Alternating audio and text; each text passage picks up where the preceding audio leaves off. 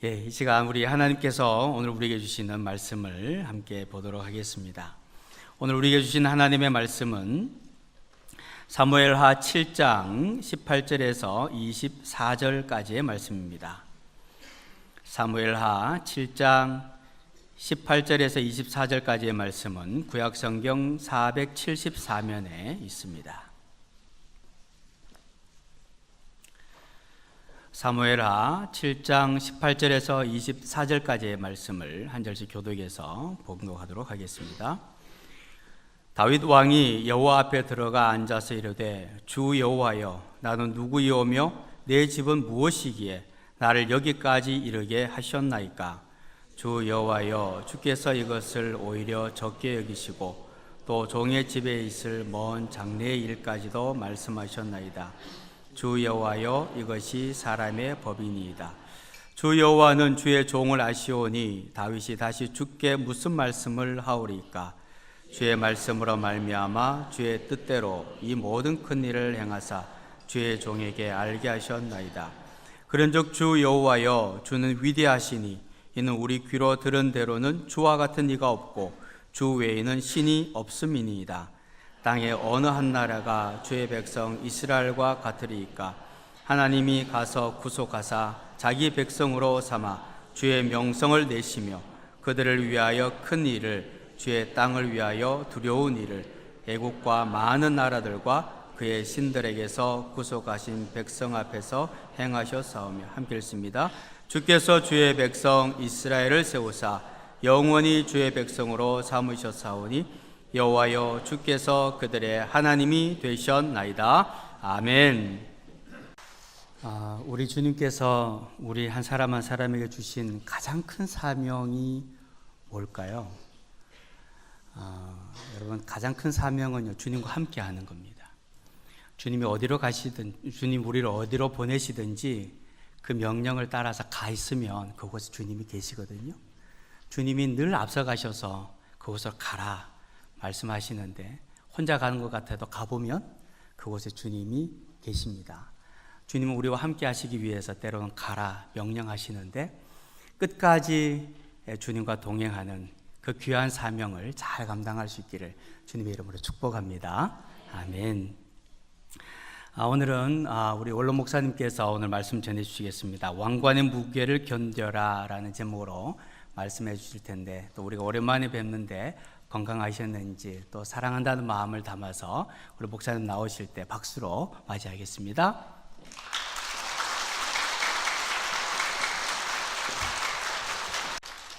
반갑습니다. 지난 화요일은 우리 주님의 성탄절이었습니다. 이 땅을 구원하시기 위해서 육신을 입고 오신 아기 예수님의 탄생일이었습니다. 우리 주님의 평강이 여러분들과 여러분들의 가정에 함께 하시기를 축복합니다. 오늘이 2018년도 마지막 주일입니다. 한 해를 시작한 지 엊그제 같은데 금년도 다 지나가고 이틀 남았습니다.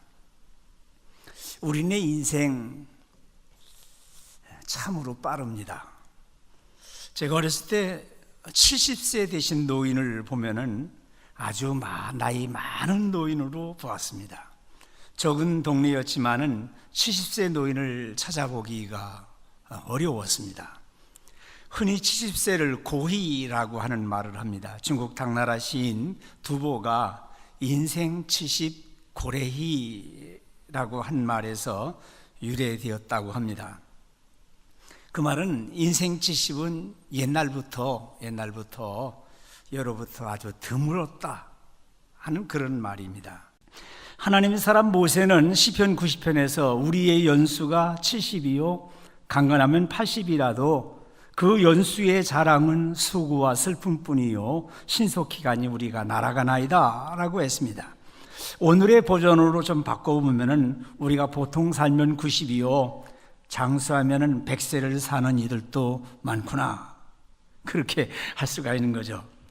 우리 교회는 103세를 사시는 권사님이 계셔서 그분 앞에서 무슨 말을 하겠습니까? 예전에는 오래 사시라고 말씀을 드리면 욕이라고 그랬는데 오래 건강하게 사셔서 국내 최장수의 어르신이 되셨으면 좋겠다. 저 2층에 들으셨죠? 예. 예. 그렇게 하나님의 종 모세는 120세를 살았어요. 모세가 죽을 때 나이 120세였으나 그의 눈이 흐리지 아니하였고 기력이 쇠하지 아니하였더라 그랬어요. 당신이 말하기를 사람의 연수가 70이요 강간하면 80세에 간다고 말씀하고서는 정작 당신은 80세에 하나님의 부르심을 받아서 120세까지 40년을 더 사셨어요. 민족의 지도자로 크게 활약을 하면서도 기력이 쇠하지 않고 눈도 흐리지를 않았습니다. 그것은 아마 특별한 은혜, 하나님의 부르심이 있었고 사명이 있었고 자리가 주는 아마 포지션 에너지가 있었다, 그렇게 생각 들어지는데 할 일이 있는 사람, 주의 일 열심히 하는 사람은 오래 사십니다. 흔히 65세 이상 고령자 그런 말을 하는데 방송에서 65세 이상 고령자 이런 얘기하면 참 기분이 나빠요. 야, 뭐 65세를 고령자라고 얘기하다니 말이에요. 한 85세 이상 고령자 그러면 뭐 그냥 이해가 되는데 말이에요. 지금 우리 시대의 최고의 화두는 어떻게 하면 우아하고 품격 있게 나이를 먹을 것인가, 어떻게 하면 폼나게 늙어갈 것인가, 이것은 모든 사람들의 관심사입니다. 그래서 세븐업, 품격 있게 사는 7가지 방법, 유명한 언론인 출신으로다가 활약하신 박건삼 씨가 쓴 책인데 아주 유익합니다. 그는 10년 전쯤에 66세 때 스페인 갈라시아 지방의 카미노 데 산티아고 그 순례의 길 800km를 그 대장정을 32박 33일 만에 완주를 하고서 66의 카미노를 걷다, 그런 책도 쓰셨어요. 이 세븐업, 품격 있게 사는 7가지 방법은 노년을 사는 사람들에게 아주 유익합니다. 첫째로다가는 깨끗하고 청결하게 자신의 몸을 가꿔라. 매일 샤워하시는 것으로 출발을 하셔야 돼요. 진정한 휴머니스트, 멋있는 사람이 되라. 드레스업, 옷 잘 입고 다니시는 게 좋아요. 말을 아끼고 남의 말에 귀를 기울여라. Shut up, 입을 닫으라 이게요. 할 수 있으면 말을 적게 하라는 얘기죠. 네 번째로다는 친구와 자주 만나 서로의 건강과 안부를 챙겨라. 쇼업, 이것은 자주 보여주고 만나라, 그런 말이죠. 긍정적인 사고로 밝고 건전하게 생각하라. 취업. 6번째로다가는 즐거움을 얻고 싶다면 지갑을 열라. 페이업, 내가 쏠게, 이런 말을 자주 해라 이게요. 마지막으로 상대방을 배려하고 조건 없이 사랑을 나누라. 기브업, 이런 말을 하고 있습니다. 한동안 이 잘 사는 문제, 웰빙이라는 말을 하다가 잘 죽는 것, 웰다잉을 말했어요. 요즘에는 품격 있게 사는, 품격 있게 늙어가는 웰웨이징이라고 하는 말을 합니다. 잘 늙어가라는 얘기죠. 이건 단순히 오래 사는 것이 아니라 건강하고 아름답게 늙어가라는 얘기입니다. 제가 부탁을 드리는 겁니다. 여러분의 손에서 사랑하는 사람을 놓지 말고, 명심하세요. 여러분의 손에서 사랑하는 사람을 놓지 말고, 여러분의 손에서 책을 놓지 말고, 여러분의 손에서 일을 놓지 말고 사시기를 바랍니다. 우리 인생은 시작이 있으면 끝이 있고 한 번 떠난 열차에선 반드시 내려와야 됩니다. 어떤 사람이 말하기를 나이는 숫자에 불과하다, 그렇게 말하는데 나이는 분명히 나이고요, 세월의 무게를 이기는 사람은 없고요, 나이를 거꾸로 먹는 사람은 한 사람도 없는 법입니다. 말이 한창이라고 하지만은 다 앉았다가 우리 친구들 일어나면 아이고 일어나려고 그러면 다 아이고 그래요. 왜 그래요? 나는 간다예요. 영어로 아이고가 참 기가 막힌 거예요. 나는 간다 그런 얘기예요. 나이 값을 하면서 품위 있게 살았으면 좋겠습니다. 오늘이 올해의 마지막 주일입니다. 나 혼자만의 시간을 가져봐야 됩니다. 자기를 생각해야 됩니다. 나 자신은 누구인가? 지금 내가 살아가고 있는 것이 진정 내가 원하는 삶인가? 지금 이 모습 이대로 살아가는 것이 하나님이 원하시는 것인가? 지금 이 순간 하나님이 부르신다고 하면은 감사한 마음으로 하나님 앞에 설 수 있을까? 우리 주님이 말씀하십니다. 하나님이 이르시되 어리석은 자여 오늘 밤에 내 영혼을 도로 찾으리니 그러면 네 준비한 것이 누구의 것이 되겠느냐 말씀을 하셨습니다. 자기 자신을 깊이 생각하고 발견한다고 해서 갑자기 부자가 되는 것도 아니고 더 건강해지는 것도 아니지만 자신과 평화롭게 지내고 긍정적인 자아상을 확립할 수 있게 하고 나도 아직도 할 일이 있다라는 생각을 가지게 해줍니다. 여러분, 우리 인생에 있어서 비극이 무엇입니까? 인생이 짧은 것이 비극입니까? 인생이 짧은 것이 비극이 아니라 인생에 있어서 가장 중요한 것을 너무나 늦게 깨닫는다라고 하는 것이 비극이라고 할 수 있습니다. 늦었지만 지금이 가장 빠른 시간입니다. 2013년도 방영된 SBS 연속극 20부작 연속극 중에 상속자들이라는 연속극이 있었습니다. 대한민국 상위 0.1%의 속에 속하는 재벌가에서 자라난 10대 고등학생들의 이야기를 담은 그런 드라마였습니다. 이 극의 부제가 있습니다. 이 극의 다른 이름은 왕관을 쓰려는 자 그 무게를 견뎌라. One who wants to wear the crown, bear the crown. 그런 말이죠. 이 말은, 이 유명한 말은 영국의 대문호 셰익스피어가 권력에만 집착하고 있는 헨리 4세를 꼬집으면서 희곡 헨리 4세에서 한 말입니다. 셰익스피어는 8편의 사극을 써서 15세기 영국의 정치사를 전해주고 있습니다. 헨리 4세는 32살에 무력으로다가 정권을 장악하고 그렇지만 왕위에 오른 후에 늘 양심의 가책을 느꼈어요. 웨일즈 지방과 스코틀랜드 영주들은 헨리 4세의 정통성을 인정하지 않고 계속해서 반란을 일으킵니다. 그때 셰익스피어가 헨리 4세에게 이런 말을 들려줍니다. 왕관을 쓰려는 자 그 무게를 견뎌라, 그런 얘기입니다. 왕관의 무게라고 하는 것은 단순히 몇 킬로그램 나가는 무게만을 의미하지 않습니다. 왕관만이 가지고 있는 상징적인 무게가 있는 법이에요. 그 무게는 한 나라를 지탱할 수 있는 무게입니다. 왕관이란 한 나라와 한 시대 그리고 온 국민의 수를 합한 그 무게로 왕의 머리를 짓누르고 있습니다. 그 무게를 견뎌낼 의지가 없다면 왕관을 쓸 자격도 없는 것이죠. 한 나라의 최고 지도자, 그가 왕이든 대통령이든 한 시대를 이끌어가고 온 국민의 삶을 안정시켜야 된다고 하는 엄청난 압박을 받습니다. 셰익스피어가 왕관을 쓰려는 자 그 무게를 견뎌라 라고 하는 말을 하고 그 다음에 왕관을 쓴 머리는 불안하게 눕는다. Uneasy lies the head that wears a crown. 그런 말합니다. 그 말을 의역으로 하면은 왕관을 쓴 머리는 평안히 쉴 수 없다, 그런 말이에요. 언제나 불안하게 눕는 거죠. 우리 사람은 자기 정체성을 확립해야 됩니다. 이 정체성이라는 말은 아이덴티티라고 그러는데 이건 신분, 신원, 정체성, 존재의 의의를 뜻하는 말이죠.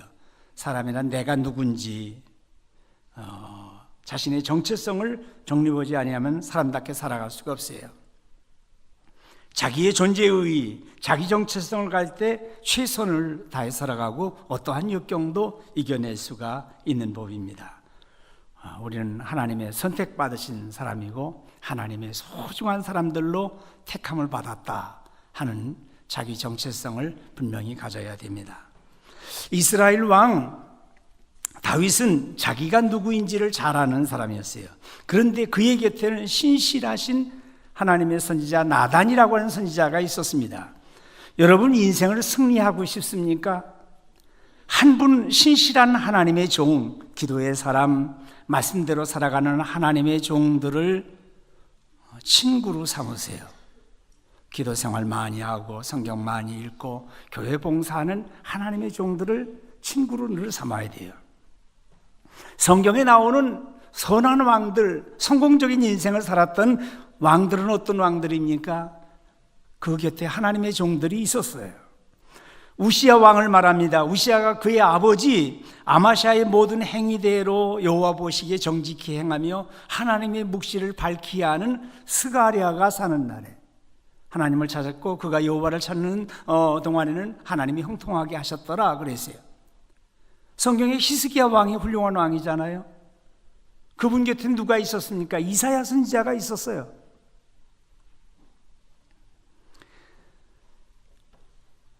신실한 하나님의 종들을 친구로 삼고 늘 만나고 대화하는 그런 가운데 하나님이 나를 이렇게도 사랑하시나 하는 것을 깨닫게 되어지고 여러분들이 앞으로 갈 길들을 열게 되어집니다.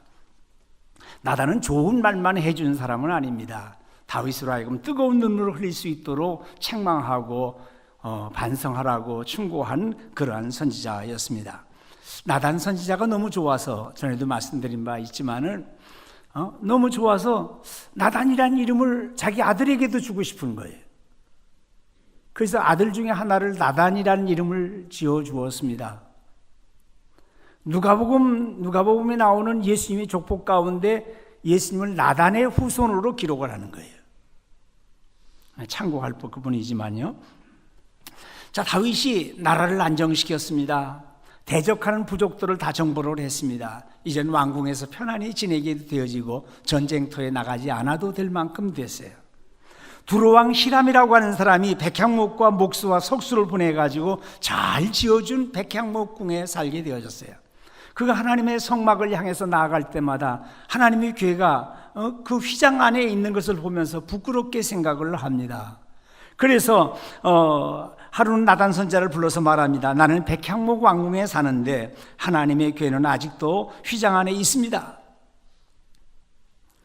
자기는 백향목 왕궁에 살면서 성막에 나아갈 때마다 하나님의 교회가 휘장 안에 있는 것을 보면서 심히 부끄럽고 죄송한 마음을 가졌어요. 나단 선지자가 말합니다. 여호와께서 왕과 함께 하시니 마음에 있는 모든 것을 행하소서라고 말씀드립니다. 나단은 다윗이 성전 건축하려는 좋은 마음을 가지고 있구나 생각하면서 좋은 생각대로 하세요 하고 얘기를 했단 말이에요. 그 밤에 나단이 기도하는데 가서 다윗에게 다시 얘기하라는 얘기 하십니다. 여호와께서 이와 같이 말씀하시되 내가 나를 위하여 내가 살 집을 건축하겠느냐? 그러시면서 계속해서 내가 성전 건축을 언제 하라고 그랬냐? 어느 지파 어느 누구에게 어느 시대에 어떤 사람에게 성전 건축을 하고 얘기한 바 있느냐? 그런데도 하나님께서는 그 다윗의 그 마음만 먹었어요. 마음만 먹었어요. 마음만 먹어도 하나님이 기뻐 받으세요. 하나님의 이 일을 해야 되겠다고 마음만 먹으세요. 그래도 하나님이 기뻐 받으신단 말이에요.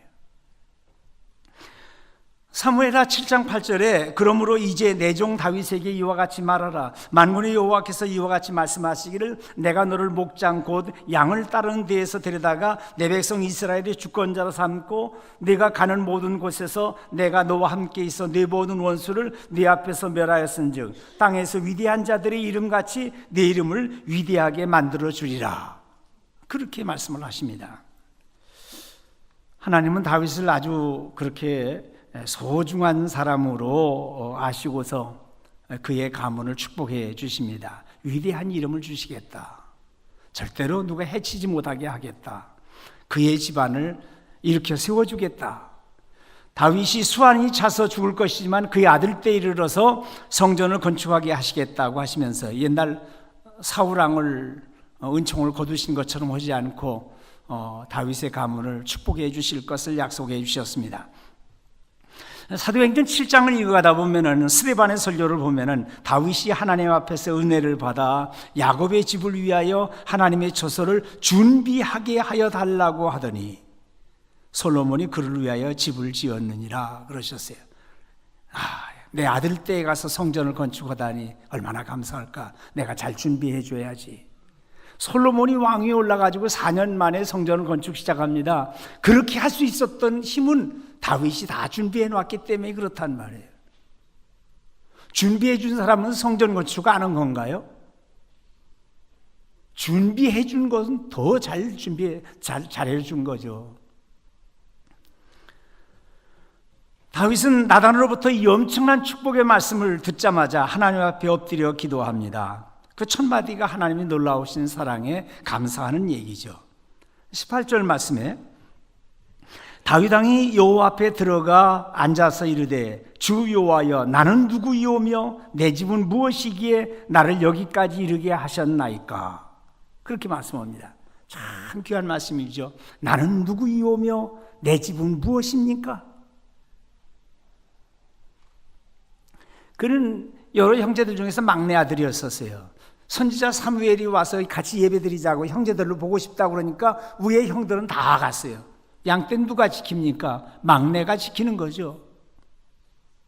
형들도 알아주지 않았어요.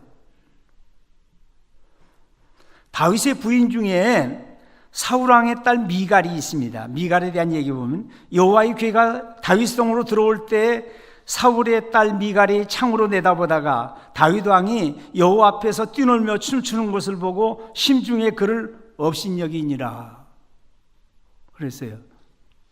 아내로부터도 업신여김을 받았어요. 업신여겨가지고 좋은 거 있냐면 좋은 게 없었어요. 나중에 별궁에 갇혀가지고 그냥 평생 그렇게 지냈어요. 남편이 조금 좀 모자라고 좀 행동이 조금 바르지 못한 것 같아도 업신여기지 말아요. 남편 업신여긴 사람 치고서 잘된 여자분들은 한 분도 없어요.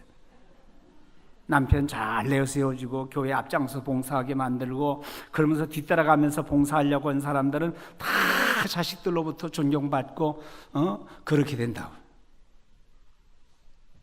나는 누구이오며 내 집은 무엇이기에 나를 여기까지 이르게 하셨나이까 그랬어요. 하나님은 다윗을 목장 곧 양을 따르는 데서 데려다가 이스라엘 백성들의 주권자 왕이 되게 하셨어요. 우리도 이와 같은 감격을 회복해야 되겠고 우리의 자신을 되돌아보면서 감사해야 돼요. 처음 사랑을 회복하라 그러지 않았어요? 우리는 정말 엄청난 사랑과 은총을 누리고 살아요. 정말 이렇게 편안하게, 이렇게 은혜 속에, 이렇게 건강하게 살아가도 될 건가? 이런 마음이 들 정도로 하나님의 은혜 속에서 우리가 살고 있습니다.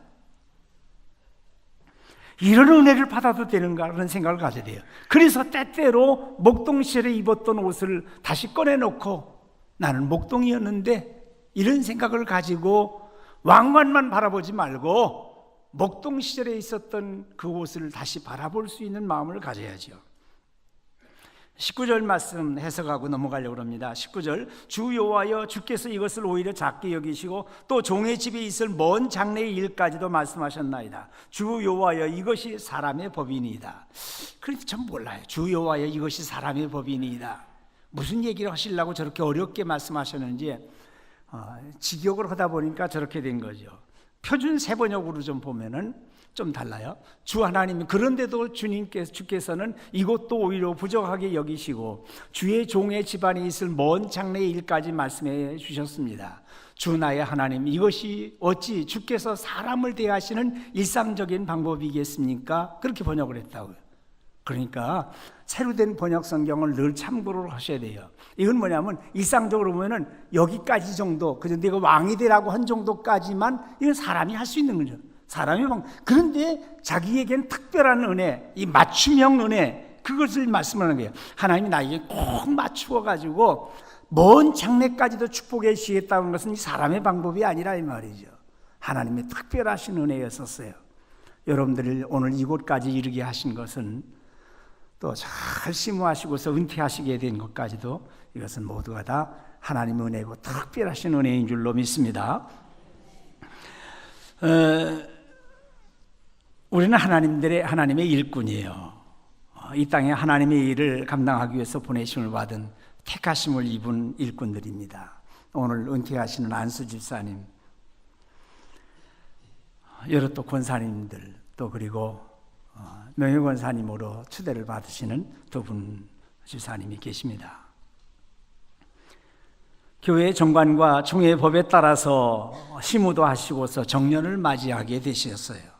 교회 직분에는 정년이 있지만은 주님의 사역에는 사실 정년이 없는 법이죠.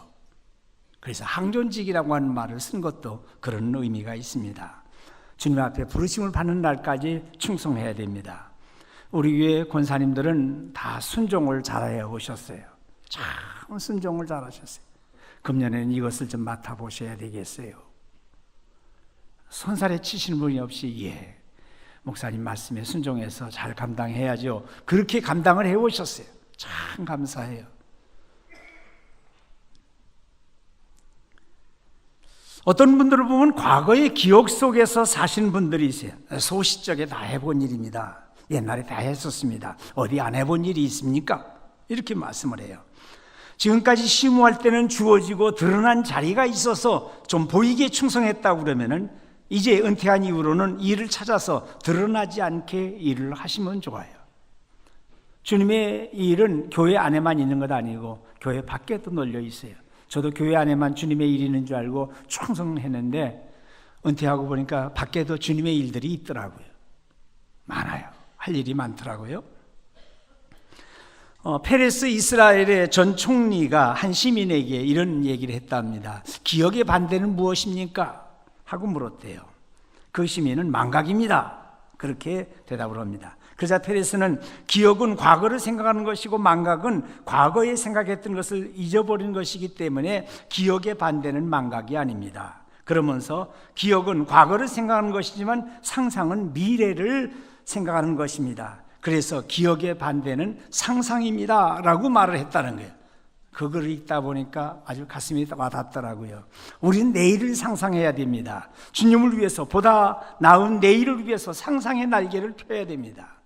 지금까지 좋은 작품을 만들어냈습니까? 저도 좋은 목회를 남기려고 했어요. 그러나 더 좋은 작품은 아직 나오지 않았습니다. 내 생에 가장 훌륭한 작품은 다음 작품입니다 라고 얘기했었던 예술가들처럼 그렇게 우리도 그런 생각을 가져야 됩니다. 위대한 작곡가는 영감이 떠오르기 때문에 작곡을 시작하는 것이 아니라 작곡하기 때문에 영감이 떠오른다라고 하는 말을 합니다. 베토벤, 바흐, 모차르트 마치 회계사들이 많은 서류를 넣어놓고 끝까지 계산하듯이 작곡에만 몰두했습니다. 그들은 영감을 기다리느라고 시간을 소비하지 않았습니다. 주님의 일이라고 그러면 앞뒤를 가리지 말고 먼저 뛰어들어서 일을 하는 거예요. 그러다 보면은 영감도 주시고 소명감도 주시고 능히 감당할 수 있는 힘을 허락해 주시는 법입니다. 오늘 왕관의 무게를 견뎌라라고 하는 말씀을 드렸습니다. 주님 앞에 가실 때 나 같은 죄인도 구원해 주신 것을 감사하면서 서게 될 겁니다. 그리고 또 한 가지, 나 같은 사람 부족하지만은 주의 일꾼으로 사용해 주셨던 것을 감사하면서 서게 될 거예요. 우리 주님께서도 일하러 오셨던 분입니다. 예수께서 그들에게 이르시되 내 아버지께서 이제까지 일하시니 나도 일한다고 그러셨어요. 주님은 충성된 종들에게 칭찬의 말씀과 함께 상급을 주십니다. 다 같이 봅니다. 그 주인이 이르되 잘하였도다 착하고 충성된 종아, 네가 적은 일에 충성하였음에 내가 많은 것을 네게 맡기리니 네 주인의 즐거움에 참여할지어다. 우리 주님의 즐거움에 참여하시는 충성된 일꾼들, 앞으로도 많은 것으로 맡기시는 충성된 일꾼들, 구원받은 감격이 너무 커서 불러주신 주님의 사랑이 너무 감사해서 주님 앞에서 의의 면류관, 생명의 면류관 받을 때까지 충성하시기를 주님의 이름으로 축원드립니다. 기도하십시다. 은혜와 사랑이 많으신 아버지 하나님, 어리석고 무능한 죄인들을 위해서 아버지의 독생자 예수 그리스도를 보내주시고 대속의 피를 흘려서 구원해 주신 것을 감사를 드립니다. 부족하고 연약한 종들을 불러서 하나님의 자녀로 삼아주신 것만도 감사한데 주의 종들로 일생을 사용해 주신 것, 영광스러운 면류관, 의의 면류관 바라보면서 일하게 하신 것 감사합니다.